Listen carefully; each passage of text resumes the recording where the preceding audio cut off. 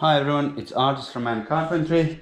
In today's video I'll show you how I tank the surface where you might have might have had an issue with damp.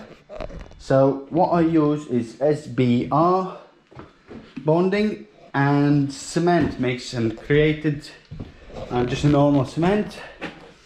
So I created like a slurry,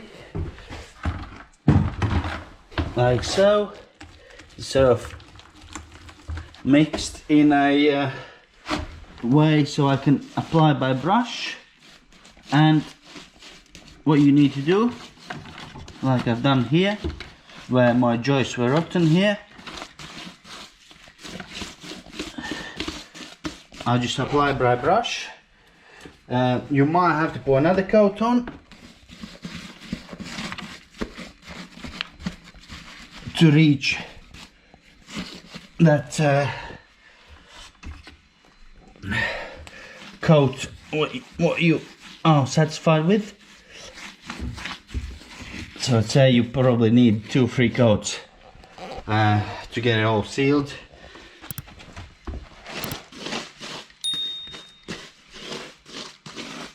And that should, or not should, that will stop damp coming through. Obviously, what you need to also check is if there is a clear path for air brake, etc.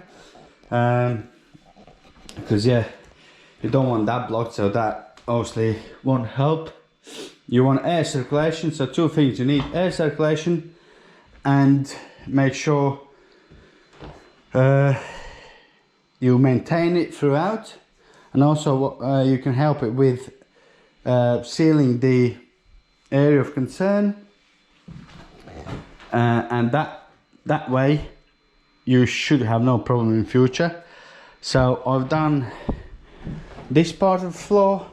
As you can see, I've cut the rotten ends off, taken the plate out, so I'll let that to dry.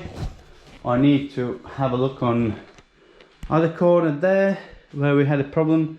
We did the front back when we did that stud wall. That's when we noticed I only used SBR. So I got to do the same there.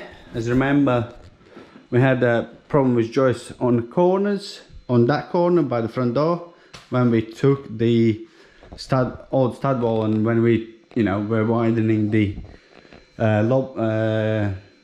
like entrance hallway bit. So I know I've got an issue there in that corner, so I'll do that as well. I'll lift a few boards up to see how bad it is, but I assume it will be something like that. The first 3 were the worst, and then these weren't so bad, but I still want to replace them because they were starting to rot. So yeah, you don't really want to leave them in, because what will happen, the worst case is when the tenant moves in or you move in, depending if it's a buy to let or it's your own house. You do all that work, you leave those things like that, and then you realize that a couple of years later that you need to lift the floor up, and it's going to be very inconvenient. So I would suggest tackling jobs like that before you actually finish the job, so you don't have to do it twice. So I hope you'll find it useful, and I'll catch up with you in the next video.